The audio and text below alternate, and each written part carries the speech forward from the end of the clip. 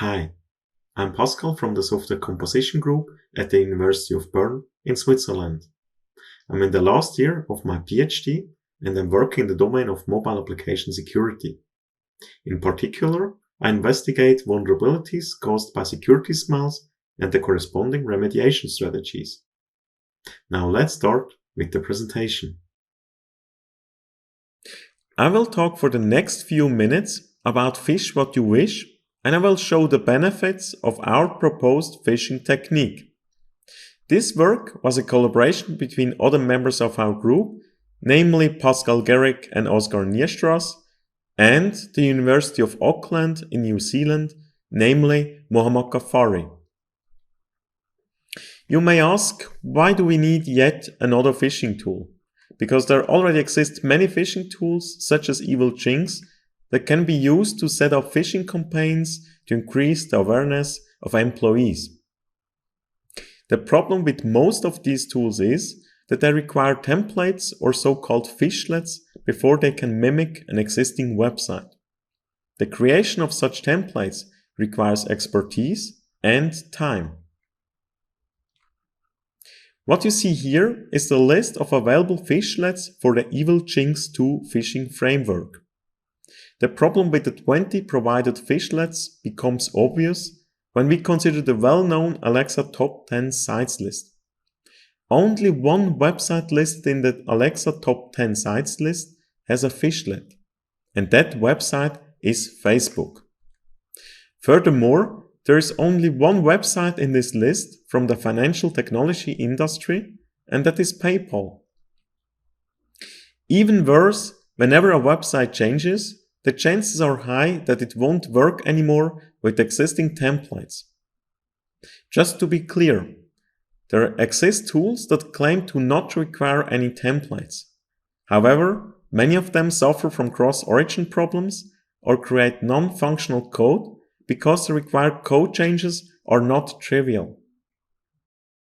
As we have seen, only selected major websites received support for phishing campaigns.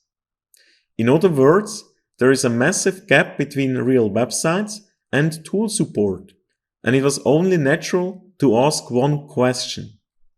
What about all the other sites? So what are all the other sites?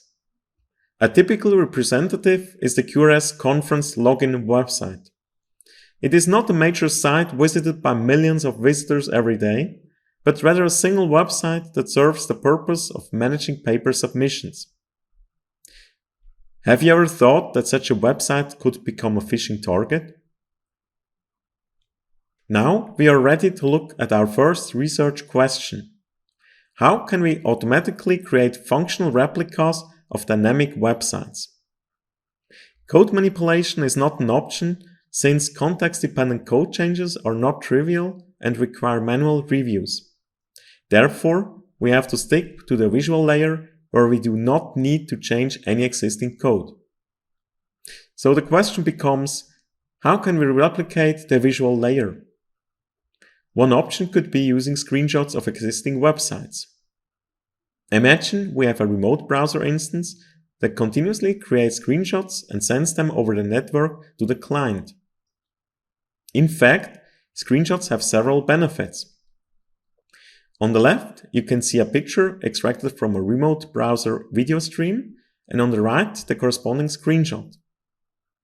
Screenshots can achieve a superior clarity and do not necessarily suffer from compression artifacts because they can be encoded using lossless compression algorithms.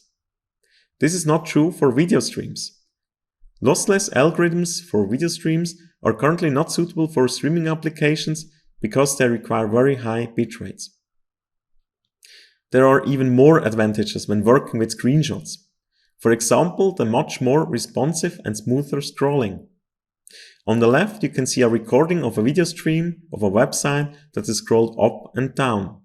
And on the right, the same interaction done with a screenshot.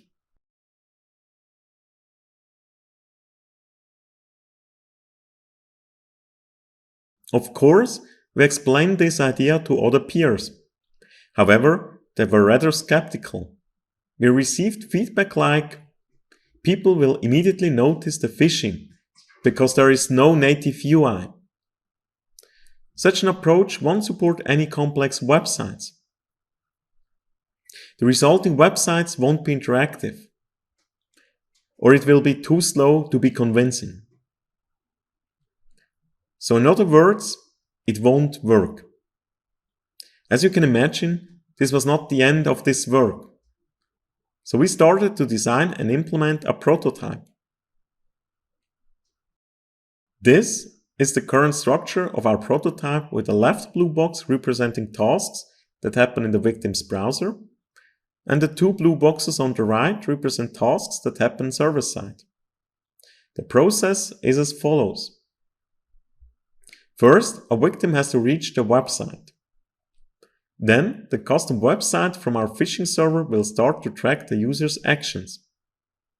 And this data is then submitted through WebSockets to the Java phishing service that again forwards this data to the headless browser instance. This browser instance then replays the user input, renders the website, and captures the screenshot. The collected screenshot is then sent back to the client along with metadata about selected HTML elements. Now, the entire process can repeat beginning with step 2. In order to give you a first-hand impression about how well our tool can automatically generate functional replicas, I would like to show 3 typical scenarios that involve a minor and 2 major websites. For that purpose, I have prepared 3 short videos that show our prototype in action. The first video will show a login to QRS submission website replica. The second video will show how our tool can replicate the Google search, which heavily relies on dynamic content. And in the last video, we will use our tool to replicate a well-known e-banking website that uses two-factor authentication. We used the most recent version of Google's Chrome browser to create these videos. On the Phish pages, you will see a frames per second counter at the top right, which indicates the number of delivered screenshots per second. Now let's start with the QRS website login. We start by opening the website replica at the QRSconference.com domain, which is at the time of the video still available for sale. After the phishing website has opened, we start to enter the username and paste the password from the clipboard. This is possible because the text boxes are native elements that are rendered on top of the screenshots.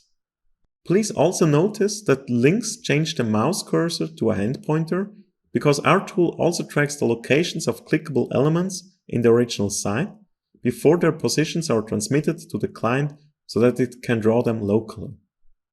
After a successful login, we can open different subpages and finally log out successfully. If a victim would have done that, we would now possess the credentials.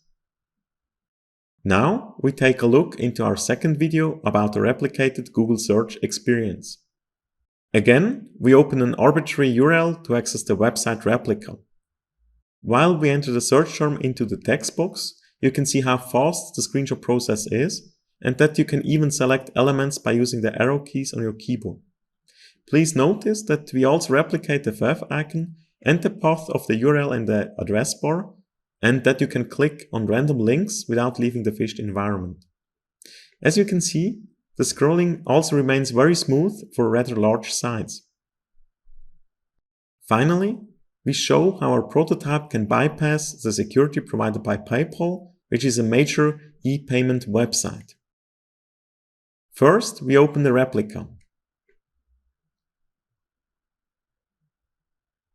Then we copy-paste the username and the password.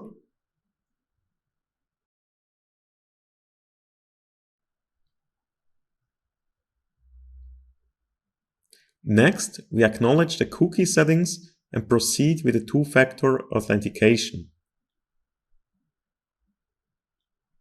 Since a regular browser opens this website, there won't be any problem for that browser to request the SMS message with the PIN code. After we enter that code and click on Got It, we are already logged into our PayPal account. It's as easy as that. Now we have shown that our prototype can dynamically create website replicas. But do they provide an authentic experience to users? To answer this question, we performed a short survey. For this survey, we asked 14 participants from various backgrounds, and each of them had to solve 5 tasks in random order where we did not enforce a strict time limit. At the end, we asked the participants some general questions to assess their phishing awareness.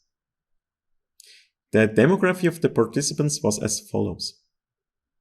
Although we tried to keep the numbers balanced, the majority was male. 57% were employed and 29% of the participants were students. Only a minority was self-employed or did already retire. Most participants finished an apprenticeship and work now in industry. Only a minority was pursuing an academic degree. So, what did we learn from this survey? Some participants noticed glitches in the replicas, but they considered them to be a common phenomenon. The participants expected no malicious activity unless they had to enter the credentials more than once. And finally, the participants expected phishing attempts for major websites, but not for local sites. You may remember this slide from before where we expressed the doubts peers had in our work. Let's take another revised look at their complaints. Our tool supports native UI elements. It also supports complex websites, which are often interactive, and it is surprisingly fast. And, according to our results, we can claim that phishing with screenshots actually works. Don't forget to try the prototype, which is open source and can be downloaded from GitHub. And this concludes my presentation. Thank you very much for your attention.